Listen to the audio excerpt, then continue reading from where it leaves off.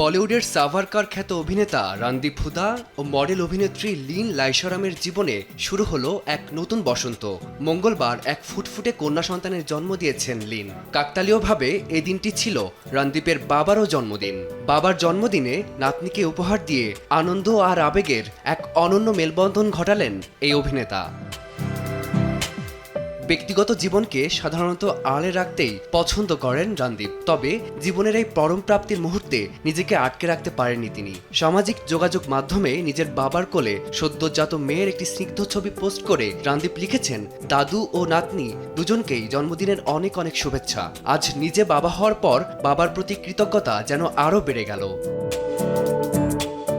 একই সাথে পিতৃত্বের স্বাদ দেওয়ায় স্ত্রী লিনের প্রতি ভালোবাসা জানিয়ে রণদীপ লেখেন, আমাদের ছোট্ট রাজকন্যাকে এই পৃথিবীতে আনার জন্য তোমাকে অনেক ধন্যবাদ।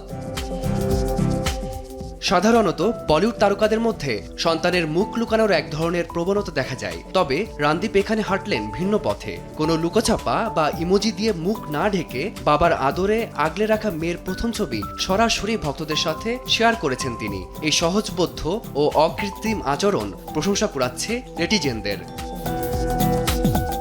ফারদিন মাঝার, সময় সংবাদ।